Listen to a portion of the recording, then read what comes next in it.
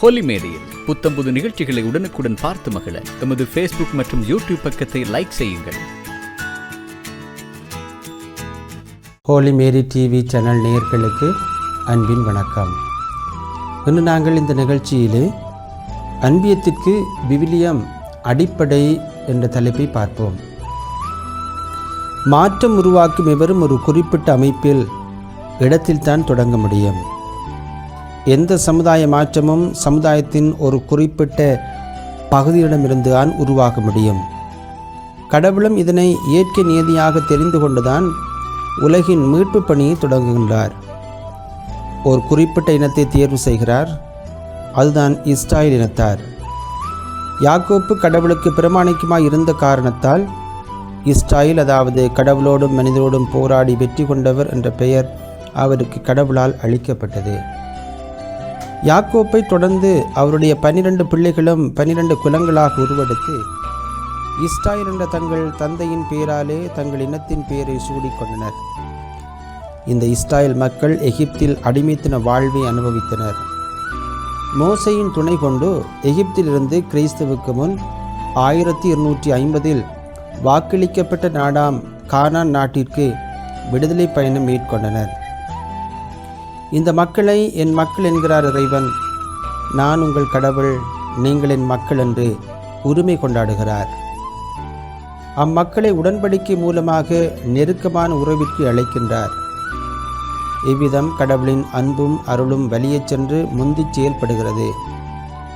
இந்த அன்புதான் மக்களின் அன்பு குரலை கேட்கவும் கொடுமைகளை கண்டுகொள்ளவும் செய்கின்றது. இங்கனம் கடவுள் ஒரு குறிப்பிட்ட மக்களை தன் சொந்த மக்களாக ஏற்று அவளது துயரங்களில் பங்கெடுக்கின்றவராக, அவர்களை விடுதலை வாழ்வுக்கு அழைத்துச் செல்கின்றவராக காணப்படுகின்றார். குறிப்பிட்ட இன மக்கள் வழியாக உலக மக்களை மீட்க திருவுளம் கொள்கின்றார். இயேசுவும் அந்த குறிப்பிட்ட குலத்திலே உதயமாகிறார். பாவம் தவிர மற்றனைத்திலும் மனிதனாக வாழ்ந்தார் என பவுல் குறிப்பிடுகின்றார். பெற்றோருக்கு கீழ்ப்படிந்து வாழ்ந்தார். பாவிகளோடும் ஆயக்காரரோடும் இருந்துண்டார்.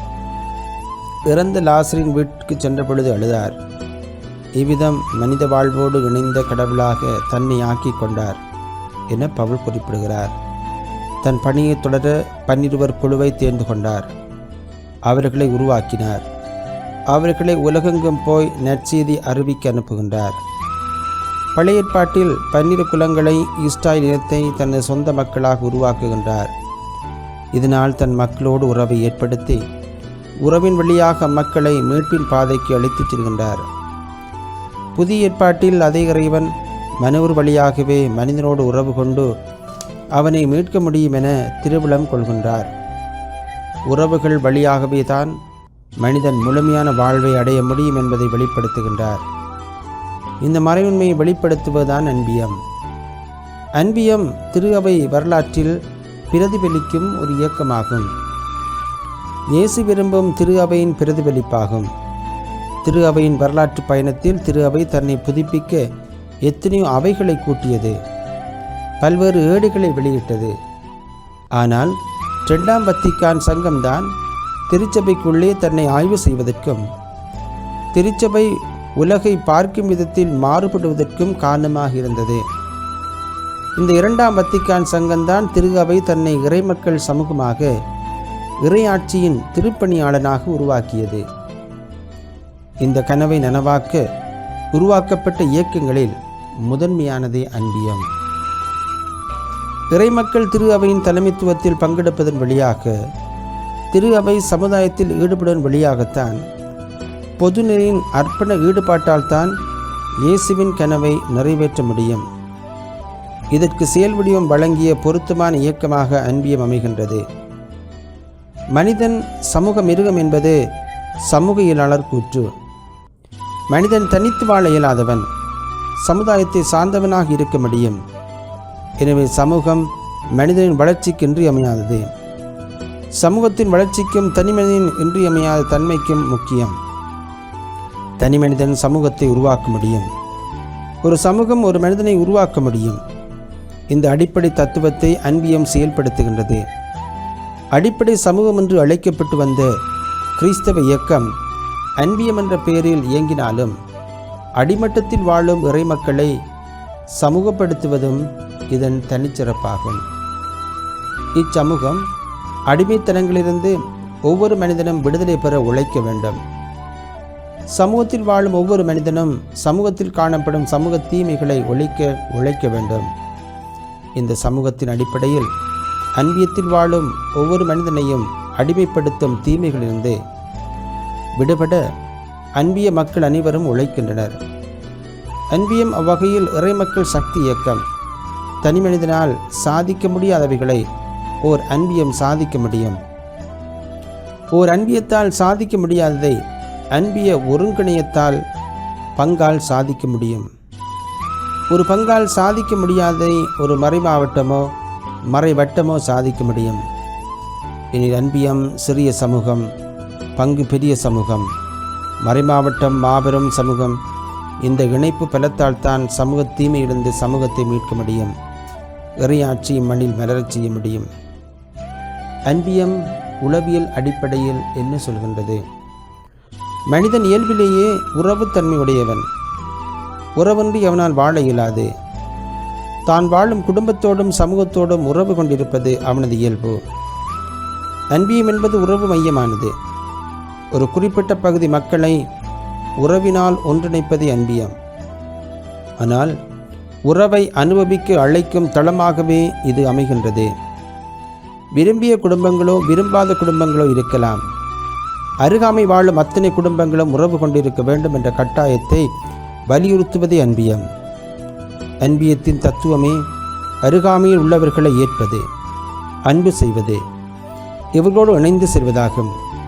இந்த கட்டாயம் கிறிஸ்துவன் என்பதால் வருவது, கிறிஸ்துவை பின்பற்றுவதால் வருவது, விரும்பாதவர்களையும் பகைக்கின்றவர்களையும் அன்பு செய்ய வேண்டும் என்று கிறிஸ்துவின் வாக்கை நிறைவேற்றச் செய்வதாகும். உங்களிடத்தில் அன்பு செலுத்துவதுமே நீங்கள் அன்பு செலுத்துவீர்களானால் உங்களுக்கு என்ன கைமாறு கிடைக்கும்?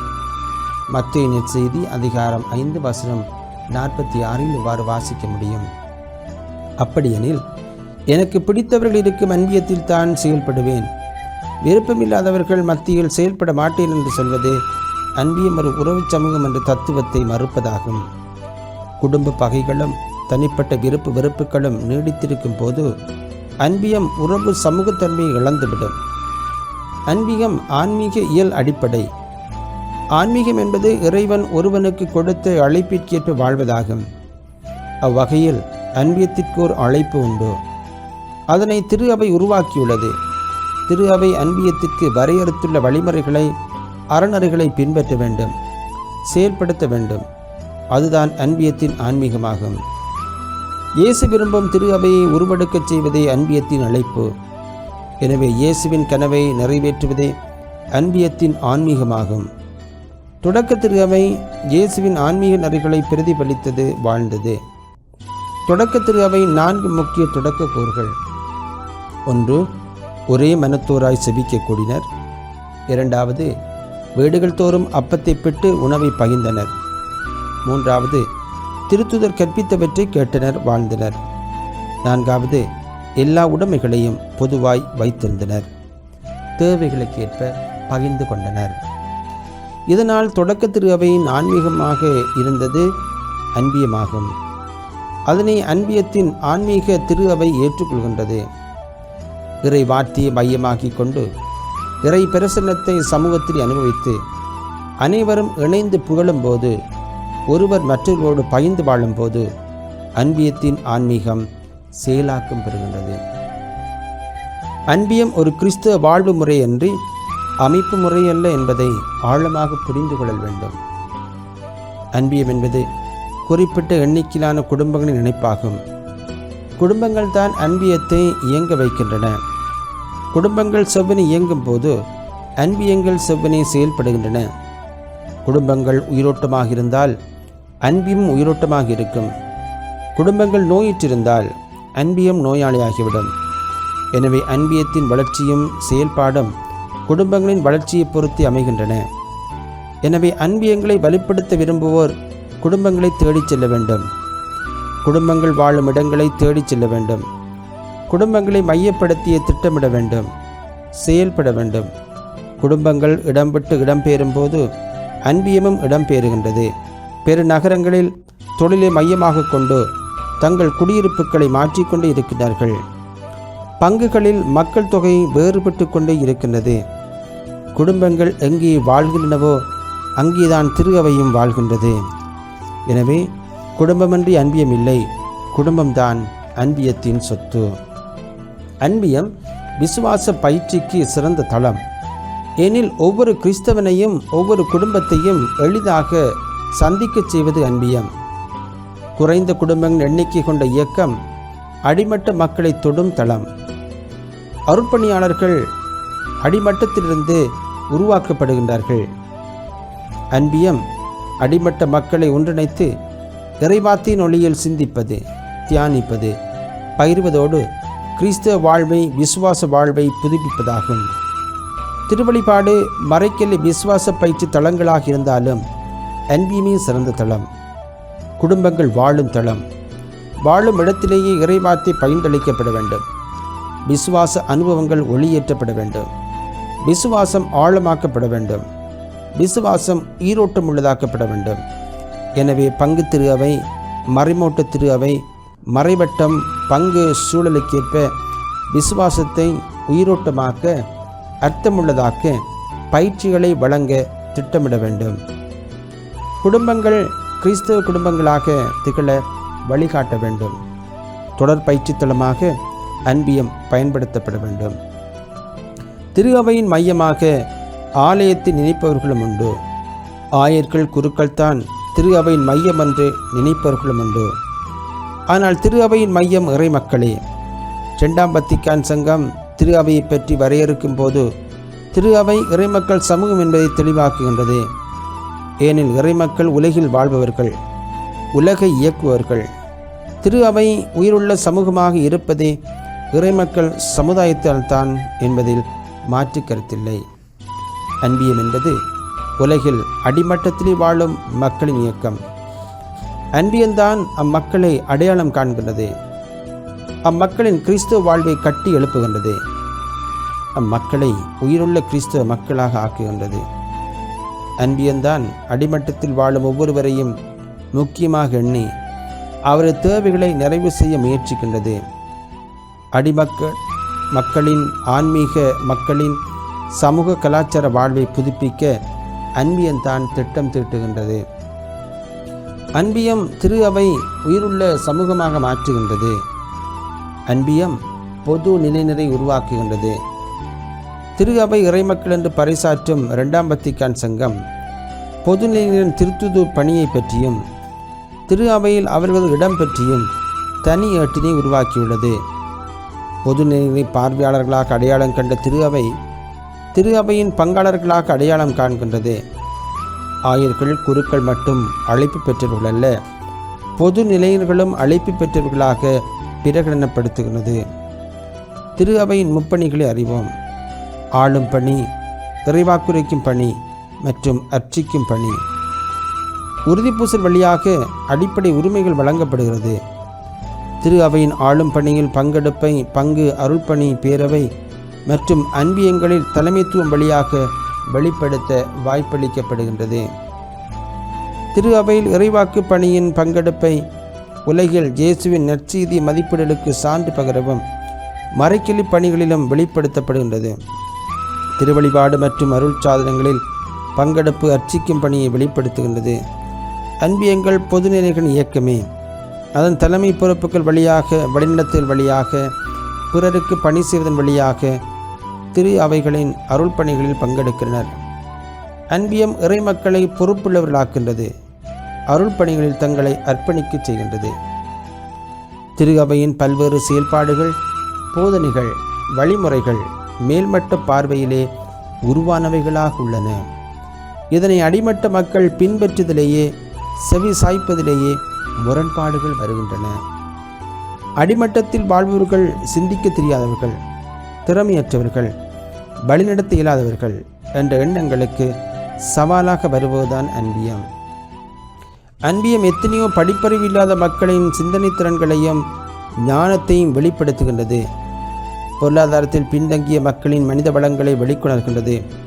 பிறர் மத்தியில் மதிப்பில்லா நிலையில் வாழும் மனிதர்களின் விலைமதிப்பில்லா எண்ணங்களை, கருத்துக்களை பகிரச் செய்கின்றன. மேல்மட்டங்களில் பேசுபவர்கள், திட்டமிடுபவர்கள், சிந்திப்பவர்கள், செயல்படுபவர்கள் அடிமட்ட மக்களின் அனுபவங்களை, உணர்வுகளை, கருத்துக்களை, பரிந்துரைகளை புரிந்து கொள்ள வேண்டும். இதனைத்தான் அன்பியம் செய்கின்றது.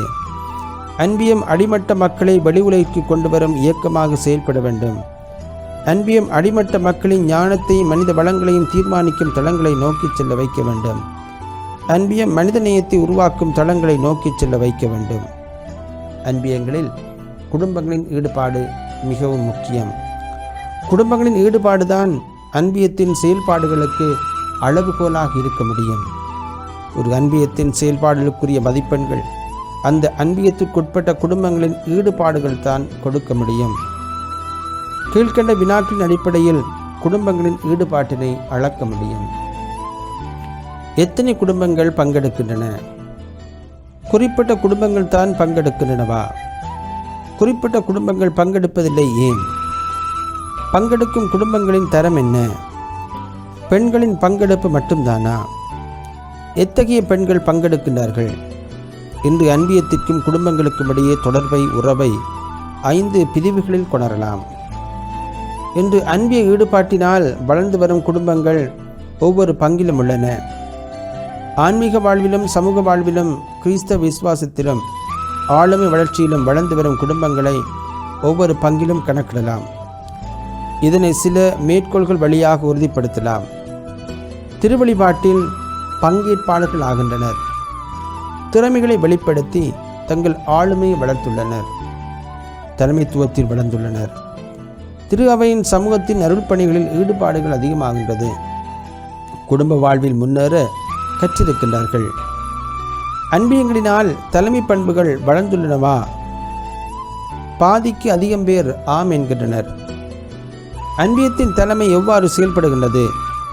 தலைமை பொறுப்பு மாறிக்கொண்டே போகின்றது. நிர்வாகிகள் மக்களோடு சேர்ந்தே முடிவு செய்கின்றனர். அன்பிய தலைவர்கள் அன்பிய வளர்ச்சியில் ஈடுபாடு உள்ளவர்களாகவே இருக்கின்றார்கள். சுழற்சி முறை தலைமை பயனுள்ளதாகவே இருக்கின்றது.